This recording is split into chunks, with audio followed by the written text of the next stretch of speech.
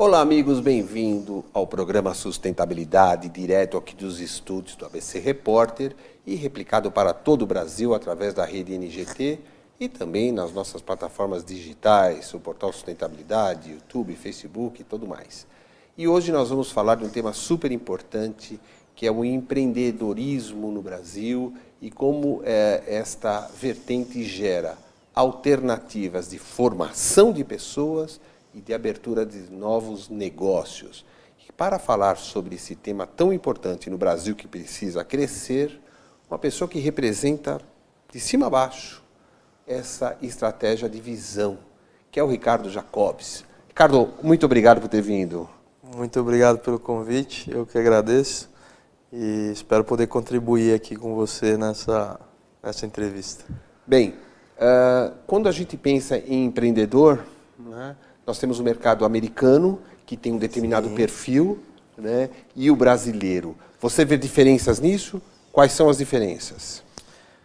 Eu acho que, na verdade, o empreender é uma arte e um desafio de quem tem coragem, independente se vai ser nos Estados Unidos ou em qualquer outro mercado ou no Brasil.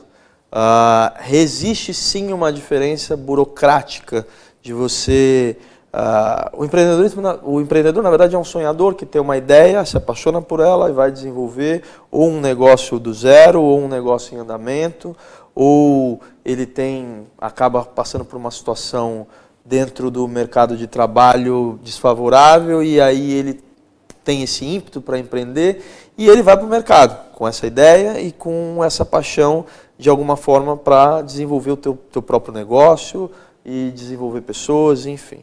E aí ele vai se deparar nessa diferença. Qual é a diferença hoje, por exemplo, para você abrir uma empresa no Brasil? Isso tem se diminuído, né? E eu estou falando porque desde os meus 18 anos eu devo ter aberto pelo menos uns 150 CNPJs dos grupos que eu administrei. Tudo isso?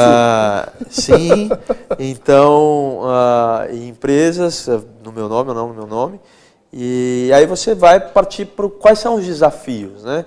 Você vê, a gente tem uma empresa nos Estados Unidos, em Miami, que eu abri ela em um dia. Eu peguei um contador, abri a empresa, abri a conta, minha empresa estava aberta em 2014, que é a Capta Mais, que foi uma empresa aberta para captação de investimento lá fora. E ela estava aberta. Eu tenho uma empresa que a gente montou o CNPJ, enfim, e aí isso demorou, estou com 25 dias, 30 dias, a empresa não está aberta. Fora as burocracias que... Isso existe, isso vem cada vez mais se descomplicando, mas existe, né? E o empreendedor, para que ele possa, não só do ponto de vista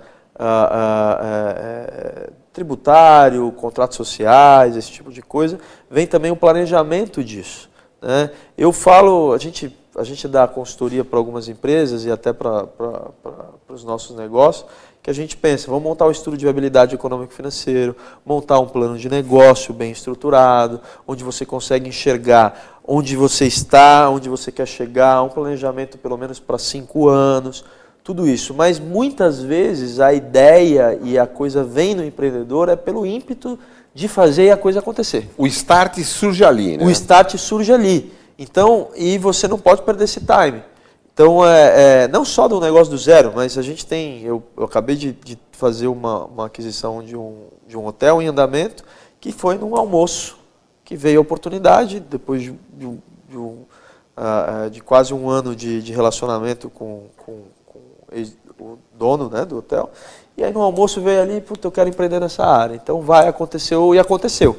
Sim. E aí depois veio o planejamento. Vamos ver as contas, vamos Isso ver... é um pouco o jeito brasileiro? Talvez um pouco de uma característica brasileira. Quer dizer, a gente é obrigado a correr mais riscos porque o nosso mercado exige, dadas as crises sistêmicas econômicas, exige novas ações todos os dias. Na verdade, o empreendedor ele é o cara que vai correr risco. E ele pode correr mais risco dentro do nosso cenário econômico no Brasil, persistente. Então, assim, o que eu sempre falo que diferencia o empreendedor de uma pessoa comum é a vontade e a coragem de correr o risco. E aí você tem diversas complexidades, né? Para você, por exemplo, fazer um planejamento tributário da sua empresa dentro de um plano de negócio. Pô, são várias vertentes que você vai ter que analisar ali. E o cara, às vezes, que está começando agora, ou que está saindo de um trabalho que foi executivo durante muito tempo, ou que está começando a vida jovem, pô, é muito complexo você ter todas essas ferramentas nas suas mãos. Aí você tem que procurar, claro, especialistas, Sebrais que estão aí para ajudar, empresas, enfim, consultorias, mas existe uma grande complexidade de você conseguir fazer um planejamento para minimizar o risco. O planejamento não zera risco. O plano de negócio não zera risco. Ele minimiza o teu risco e faz você enxergar... e dimensiona risco. E dimensiona risco, né? Para você enxergar o que você pode ou não pode fazer. E às vezes muita gente, pelo ímpeto, não só da paixão, acaba indo sem planejamento, sem um apoio, sem uma consultoria, sem alguém ali para ser um mentor dentro dessa trajetória de empreender. Você dá consultoria para algumas empresas, tá? Sim. Algumas já são empresas, vamos dizer, com uma vertente familiar e, porventura, já bastante tempo estabelecida no Brasil. Sim. Existem barreiras para serem vencidas neste âmbito? Porque, por exemplo, você tem uma aparência tão jovem, eu sei que você é jovem, mas você tem um caminhão de conhecimento aí dentro, sim, pela tua experiência no exterior e tudo mais. Como é que é essa dinâmica de você vencer essa eventual inércia que possa existir? Dentro de uma empresa familiar, na verdade, é uma das minhas maiores experiências de vida são dentro de empresas familiares, né?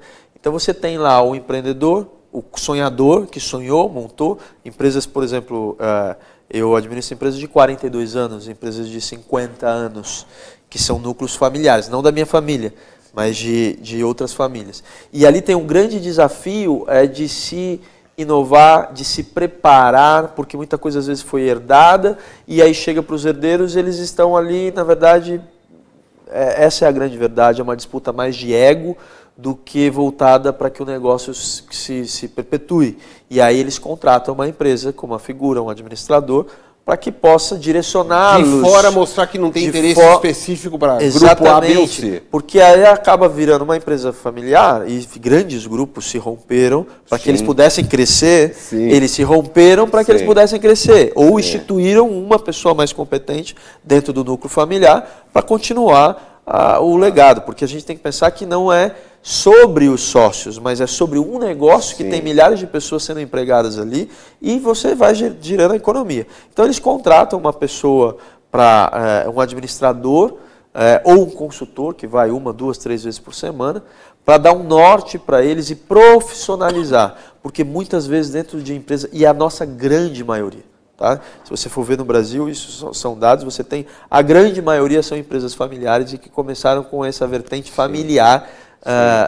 E até mesmo o cara, é um executivo e aí ele fala, putz, minha mulher está em casa, então eu recebo um valor aqui, compro uma franquia e coloco ela para administrar. Sim. A gente tem que entender que a franquia não é a pia de ninguém. E não é uma terapia ocupacional. Não é uma terapia ocupacional. E a pessoa precisa estar preparada para isso. Né?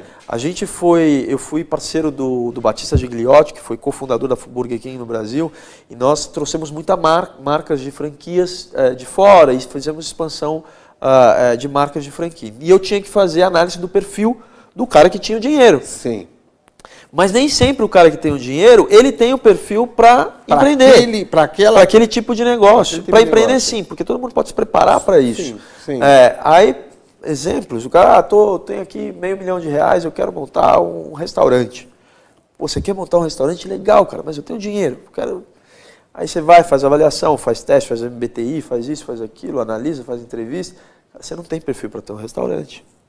Porém, não é porque você não tem perfil que você não pode ter um restaurante. Você precisa arrumar um sócio que tenha o perfil e, como a gente brinca, ketchup, mostarda nas veias, para te ajudar a operar o restaurante. Porque você tem um perfil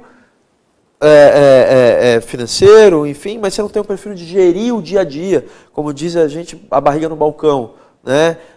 Se faltar um funcionário, eu vendi uma franquia, isso foi um caso incrível para o Rio de Janeiro, de uma franquia de pizzaria, uma marca X, fizemos a avaliação do perfil, o cara queria muito, beleza, você tem um dinheiro, arruma um operador. Bem, legal, Ricardo. Ele continuou trabalhando com a empresa dele, que sendo executivo da empresa, e abriram a pizzaria. Chegou um belo dia, não tinha um funcionário, não tinha ido trabalhar. E o telefone não parava de tocar. O que ele fez? Pegou o terno dele, pegou a BMW dele. O sócio que era o operador foi abrindo massa de pizza, montando pizza, e ele foi fazendo as entregas cheio de farinha com terno.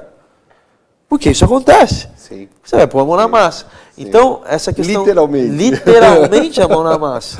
Você tem que estar ali atento e estar disposto a fazer isso. Muita gente tem a ilusão que, vou empreender, vou ser empresário, ou que mar de sonho. Muitas vezes tem essa percepção. Não, cara, você tem que ter o perfil, você tem que se empenhar e você tem que trabalhar dentro daquilo com a melhor forma, porque a paixão que te impulsionou para tomar a decisão de empreender, de correr o risco, amenizar, mencionar esse risco dentro do planejamento, ela tem que ser contínua porque os desafios são grandes.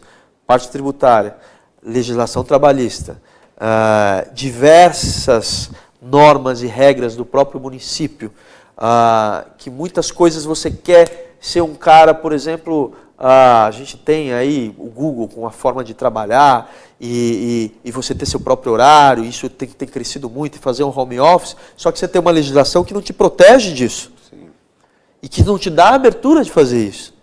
Então, é um desafio você empreender. Como adequar essa modernidade toda dentro de uma legislação que é da época de Getúlio Vargas, por exemplo. Sim, sim. E aí você coloca um questionamento que eu vou deixar no ar para depois os comerciais, porque assim, a sustentabilidade hoje em dia tem a questão da responsabilidade social, claro, traz compromissos outros, né? Nós temos colaboradores e não mais funcionários, nós temos stakeholders nessa dinâmica, né?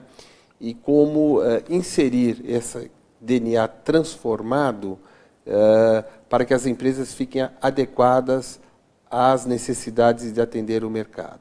Eu vou pedir um minutinho da nossa audiência para que Ricardo Jacobs tome uma aguinha e, na volta, ele conta como que a sustentabilidade e a responsabilidade social tem sido inserida, inclusive, nos negócios dele, né, no Capicano Hotel e em outros ambientes de negócio. O programa Sustentabilidade entrevista hoje Ricardo Jacobs, falando de empreendedorismo e consultoria para a sua empresa, torná-la eficiente. A gente volta já.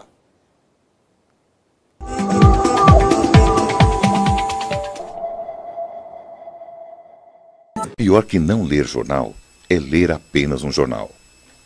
Leia, assine e anuncie no Jornal ABC Repórter.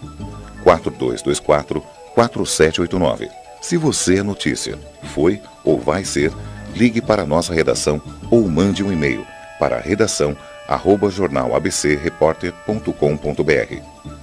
ABC Repórter, o diário. www.jornalabcreporter.com.br.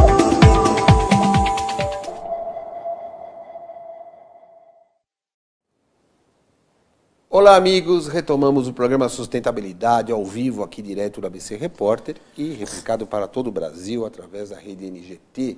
E hoje estamos falando de empreendedorismo e estamos trazendo uma figura ímpar nesse campo, que é o Ricardo Jacobs, que empreende e dá lições de empreendedorismo nos ambientes de negócio que ele transita. Ricardo, você tem uma história de vida também interessante, né? Quer dizer, você vem assim... Porque as pessoas olham, né? Esse cara tem uma família rica, né? Você nasceu em berço de ouro, tal.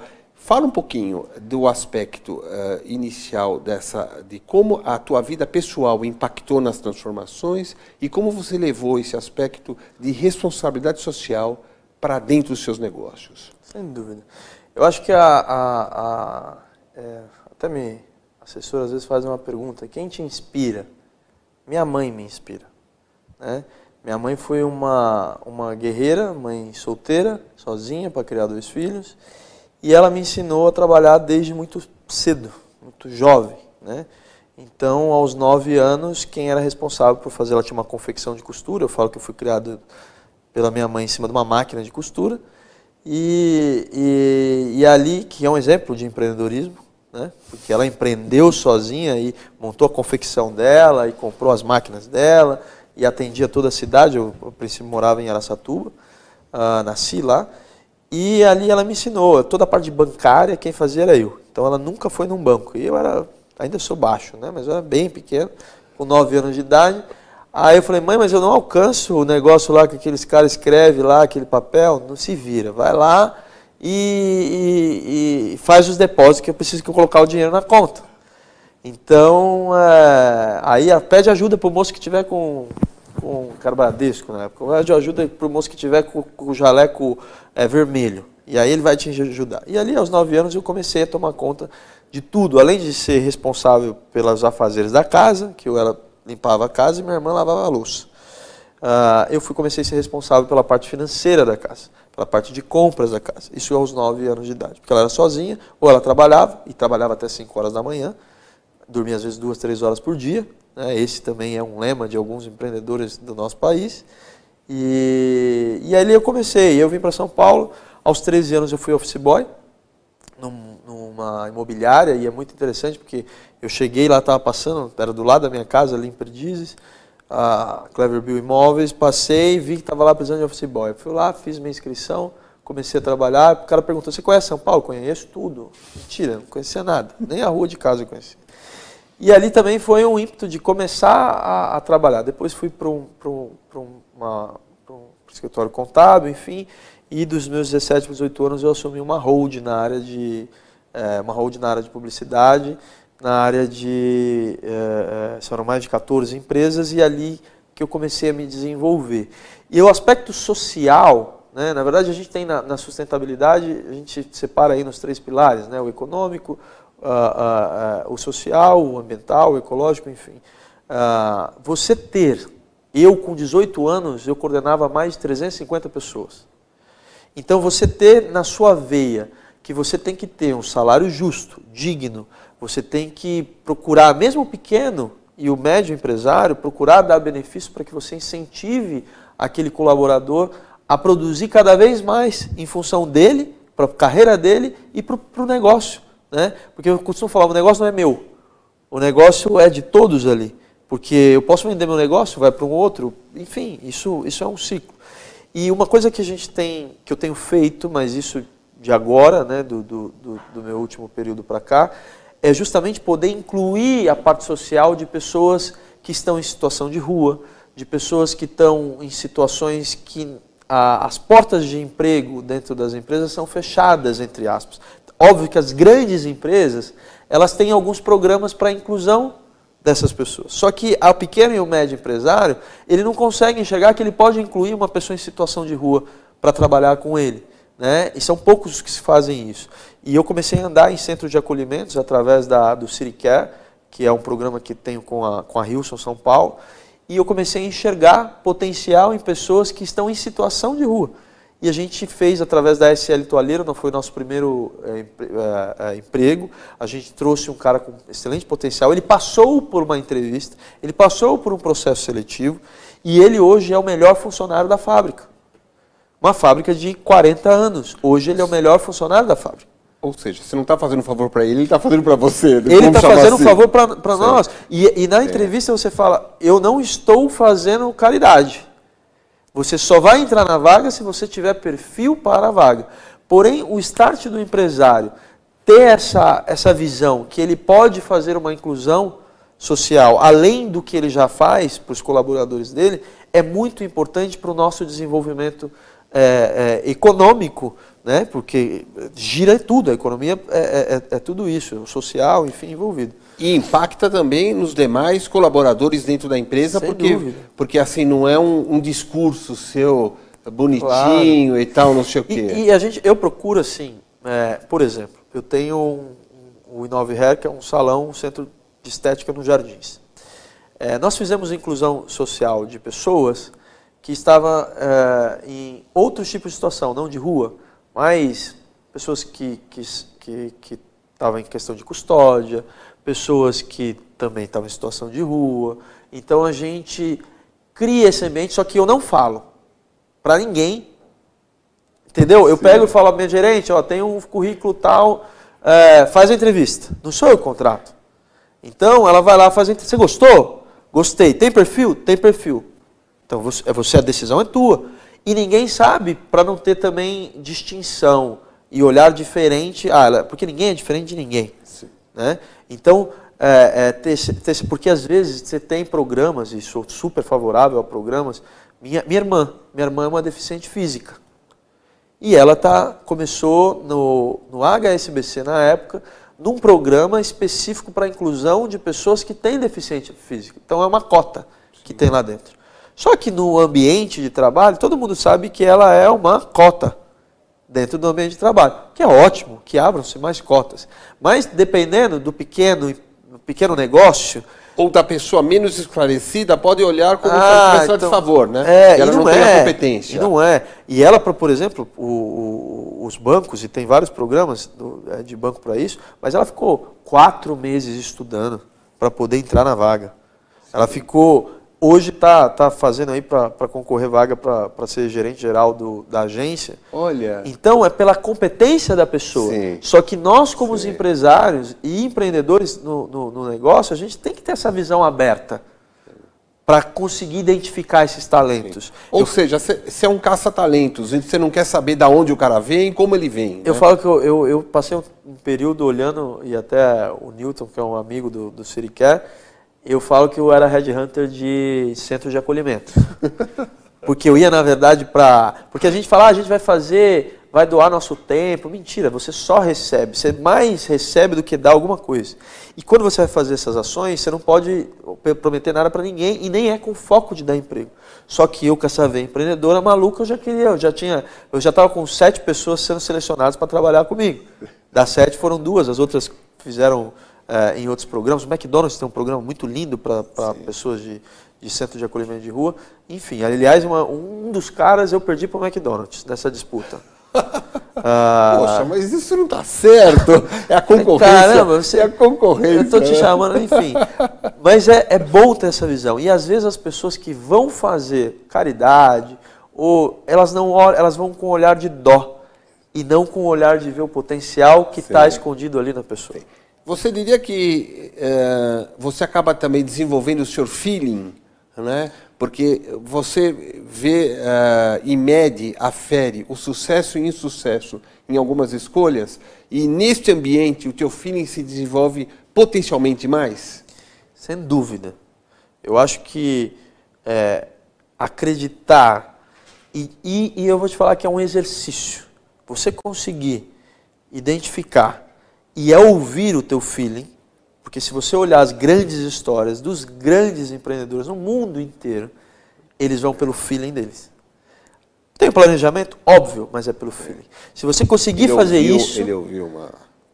Você fala, aqui tem alguma coisa, aqui tem uma oportunidade. É até uma frase de praxe, né? Onde existe um problema, uma dificuldade, existe uma oportunidade. Só que para você identificar essa oportunidade, você precisa ter esse feeling aguçado. Você precisa se escutar, você precisa se ouvir e falar, é isso, e ir atrás. Então, o feeling para mim é uma coisa que me move. Até porque eu comecei sem experiência nenhuma. Como é que eu, aos 17 anos, vou assumir uma multinacional que eu não falava inglês? E foi me dar uma oportunidade porque um cara, que é o Fabiano Campagnoli, teve esse tino e falou, aqui tem um potencial. Ele teve feeling. Ele teve feeling. E muito é isso. Entendeu? De você olhar e apostar. Pode ser que em algum momento o teu filho dá uma falhada, né? Mas é muito difícil. Eu acho que eu vou te dizer que 99% daquilo que eu falei e eu acredito nisso, acontece.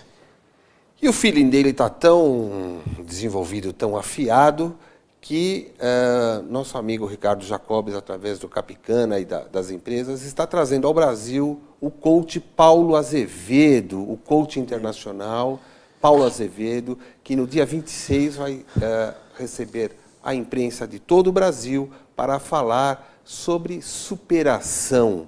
E você poderá obter mais informações através da assessoria de imprensa do Ricardo Jacobs ou através do portal Sustentabilidade. Ricardo, ficou pequeno o tempo. Imagina, foi ótimo. Então você promete que você volta daqui um mês e a gente vai dar sequência para contar o que está rolando. Foi ótimo, maravilhoso. Tá bom? Muito obrigado. Eu que agradeço. Muito obrigado. O programa Sustentabilidade encerra mais essa edição, sempre trazendo gente do quilate que constrói o Brasil, né? Que não está sentado na cadeira esperando a coisa acontecer. ele faz a coisa acontecer. E esse é o objetivo do programa Sustentabilidade, gerar conteúdo, gerar qualidade de informação para que nós cresçamos de forma digna e correta. Nós voltamos a semana que vem com outro tema tão importante. Um abraço e até breve.